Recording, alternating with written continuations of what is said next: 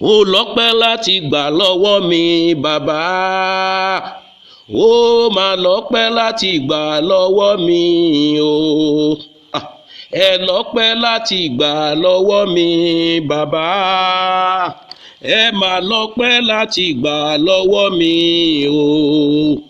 Nígbà tí mo rò ó ibi tẹ́ ti mú mi bọ̀, nígbà tí mo rò ó ibi tẹ́ mú mi dé, nígbà tí mo tún rò ó ibi tẹ́ ń mú mi lọ, ẹ máa lọ́pẹ́ láti gbà lọ́wọ́ mi o. Ẹ máa lọ́pẹ́ láti gbà lọ́wọ́ mi bàbá, ẹ máa lọ́pẹ́ láti gbà lọ́wọ́ mi o. Ìgbà tí mo rò ó ibi tẹ́ ti mú mi bọ̀, nígbà tí mo rò ó ibi tẹ́ mú mi dé, nígbà tí mo rò ó ibi tẹ́ tún mú mi lọ, ẹ máa lọ́pẹ́ láti gbà lọ́wọ́ mi o. Ògo ni fún Ọlọ́run lókè ọ̀run. A dúpẹ́ lọ́wọ́ Ọlọ́run tó ràn wá lọ́wọ́. Ẹ jẹ́ ká gbàdúrà. Orúkọ Jésù, alágbára Ísírẹ́lì, Ọlọ́run àṣẹ ìrọ̀rùn, ìwọ la gbéga láàárọ̀ yìí o. Ìwọ tó dẹ́mi wá sí tó tún kà wá mọ́ àwọn alààyè. Téèyàn bá ti kú lẹ́yìn ìṣẹ́jú mẹ́wàá, ara rẹ̀ á ti máa gan, omi á ti máa dàn lára rẹ̀, ó ti dẹni ìgbàgbé nìyẹn. Àwọn dókítà á ṣe sọ́ọ̀rì, wọ́n á ti fòwú méjì, wọ́n á ti fi sí nímú méjèèjì, tí ẹ ti parí nìyẹn, wọ́n á daṣọ funfun bò ó. A yìn ọ́ lógo wípé a lè lanu wa, a lè sọ̀rọ̀, a lè lajú wa, a lè ríran, a lè gbẹ́sẹ̀ wa, a lè rìn. Omi ara àtẹ̀jẹ̀ ara wa gbogbo rẹ̀ ń ṣiṣẹ́. Olúwa a yìn ọ́ lógo. Ẹ jẹ́ kí agbára ọ̀tá kó borí wa. Ẹ jẹ́ ká ti di akọlẹ̀bù, ẹ jẹ́ ká ti di léètì ẹni ìgbàgbé, ẹ jẹ́ ká ti dẹni àná. Olúwo ṣe, Olúwa gba ọpẹ́ wa. Bá a tún ṣe ń lọ nínú prógráàmù tààrọ̀, Olúwa máa bá wa lọ. Olúwa ṣí wa níyè, bá wa sọ̀rọ̀ rẹ, fún wa ní agbára àdúrà àti ẹ̀mí àdúrà ní orúkọ Jésù Olúwa wa, àmín. A ti ń sọ̀rọ̀ láti àná nípa má ṣe gbàgbé, má ṣe gbàgbé, má ṣe gbàgbé ẹlẹ́dàá rẹ, má ṣe gbàgbé Ọlọ́run rẹ. Don't forget God. Don't forget your Creator. Don't forget your Lord. Don't forget God. Lónìí a fẹ́ sọ̀rọ̀ nípa má ṣe gbàgbé ibi tí Ọlọ́run ti mú ọ bọ̀. Má ṣe gbàgbé ibi tí o ti ń bọ̀. Don't forget where you are coming from. Don't forget where God brought you from. Má ṣe gbàgbé ibi tí Ọlọ́run ti mú ọ bọ̀. Ọ̀pọ̀lọpọ̀ wa là máa ń gbàgbé. Ọ̀pọ̀lọpọ̀ ènìyàn ló máa ń gbàgbé. Gbogbo ìṣẹ̀dá ènìyàn ló máa ń gbàgbé. Nígbà tí ara bá ti tù wá tán, nígbà tí ọkàn wa bá ti balẹ̀ tán, a ti gbàgbé ìgbà tá a wà nínú ìṣòro, ìgbà tá a wà nínú ìpọ́njú, ìgbà tá a wà nínú wàhálà. Àwa máa gbéraga, àwa máa ṣe bí alágbára, àwa máa ka àwọn èèyàn yòókù ní ọ̀lẹ, a máa fi ojú òpè wò wọ́n. A ò ní mọ̀ wípé ìrànlọ́wọ́ Ọlọ́run la rí gbà. We are nothing but God. Everything we achieve is but God. Everything we get, all our wisdom, all our blessing, everything we achieve is because of God that is in our life. Ọlọ́run ló gbé wa dìde, Ọlọ́run ló ràn wá lọ́wọ́, Ọlọ́run ló ń yà wá lẹ́nu, Ọlọ́run ni ò jẹ́ kí ojú kó tì wá. Don't forget your root and your background. Má gbàgbé ìbẹ̀rẹ̀ rẹ, má gbàgbé ìbẹ̀rẹ̀ pẹ̀pẹ̀ wa. Ọ̀pọ̀lọpọ̀ wa ló jẹ́ pé Ọlọ́run ló gbé wa dìde, Ọlọ́run ló ràn wá lọ́wọ́. Àánú ni a rí gbà. Ó ní àánú ni mo rí gbà, omi olóhùn ṣògo. Mi máa dúra ìgbà nípa tàwẹ̀ mo ya ọ̀lẹ. Ìwà mímọ́ mi kò gbé ìwọ̀n, ṣùgbọ́n mo ráàánú gbà, akọjú sí mi a ṣe mí lóore. Bàbá aláàánú mi, ẹ má ṣe o bàbá. Ọlọ́run kò fẹ́ ká gbàgbé wọn. Gbogbo ìgbà Ọlọ́run sọ pé má ṣe gbàgbé mi, má ṣe gbàgbé mi. Ọlọ́run rán wa létí ní gbogbo ìgbà.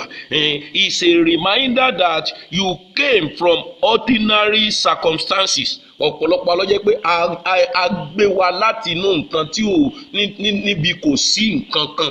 Ọlọ́run dẹ̀ sọ ayé wa di nǹkan kan. Ọlọ́run fi ayé wa dábírà, Ọlọ́run fi ayé wa ṣe ògo.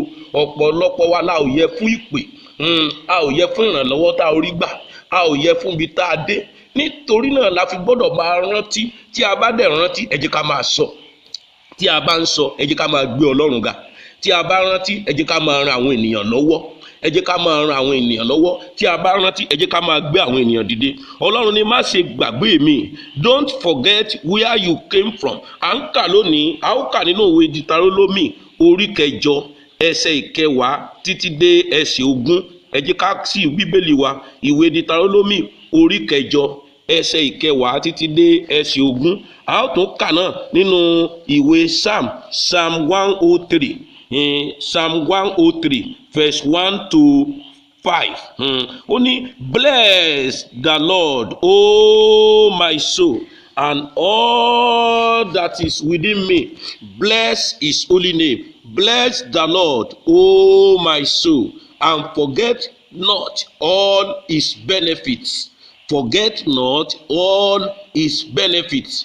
Who forgives all your iniquities, who heals all your diseases, who redeems your life from destruction, who crown you with loving kindness and tender mercy, who satisfy your mouth with good things, so that your youth is renewed like the eagle.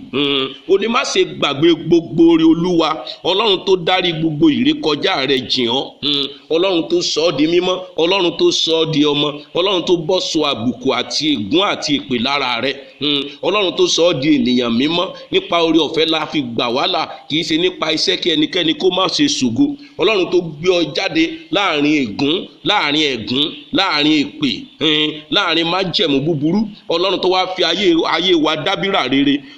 Ó ní, who forgive all your iniquities, who heals all your diseases. Ọlọ́run tó wo gbogbo kíni o àìsàn rẹ sàn. Who redeem your life from destruction. Ọlọ́run tó gbà ọ́ lọ́wọ́ kíni o ìparun.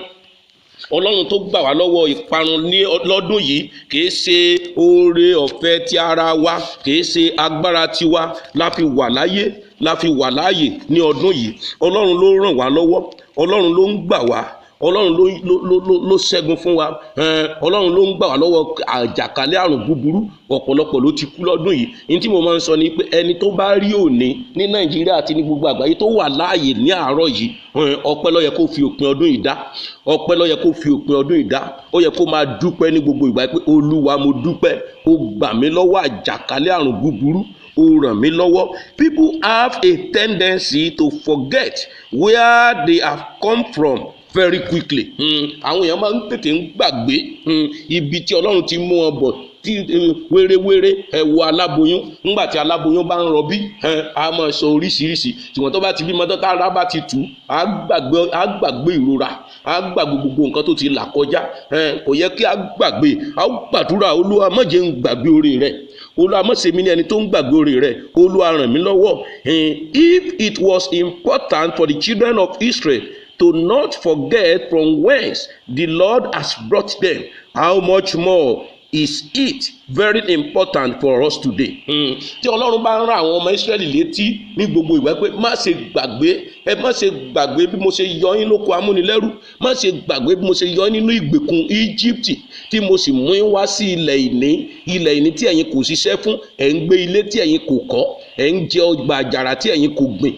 Bẹ́ẹ̀ náà ni ìwọ lónìí, oore ọ̀fẹ́ Ọlọ́run là ń jẹ, oore ọ̀fẹ́ Ọlọ́run là ń jẹ, àánú Ọlọ́run là ń jẹ, orúkọ Jésù là ń jẹ, agbára tó wà nínú ẹ̀jẹ̀ rẹ̀ là ń jẹ, agbára tó wà nínú ọ̀rọ̀ rẹ̀ là ń jẹ. O gbẹ́bọ òṣògùn, ó yẹ kó dúpẹ́ lọ́wọ́ Ọlọ́run fún agbára rẹ̀. The world wants us to be careful and not to be deceived by the lust of the flesh, lust of the eyes and the pride of life. Don't be deceived, my brother.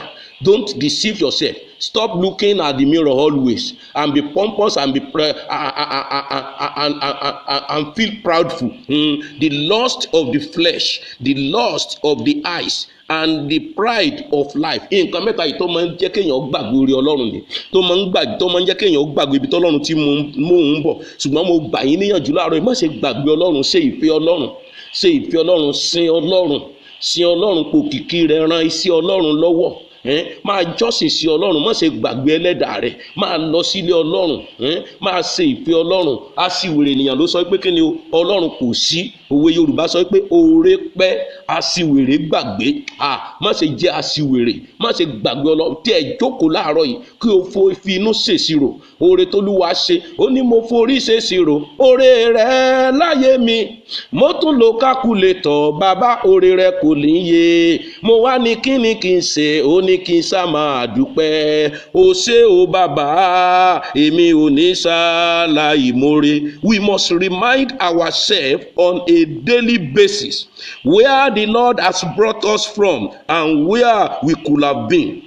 We must keep a humble and a pure heart before the Lord. Today, God is warning his people not to forget him, but to continue to be grateful. Remember him. It is all Jesus, not us. Everything about us is about Jesus. It's not about us. Every grace we receive, every glory we have, everywhere we be, all the achievement we achieve it is all Jesus and not us. Mo gbàdúrà láàárọ̀ yìí, agbára àti oore ọ̀fẹ́ táwọn fi máa rántí Ọlọ́run ní gbogbo ìrìn àjò ayé wa, Olúwa yóò fi fún wa. A ó tẹ̀síwájú nínú ọ̀rọ̀ Ọlọ́run yìí lọ́la. Ẹ jẹ́ ká gba àwọn kókó àdúrà yìí, kókó àdúrà 5 yìí ni mo fẹ́ ká máa gbà títí òpin ọdún yìí. Kókó àdúrà kìíní, Olúwa ṣíwé ìrántí kàn mí lópin ọdún yìí.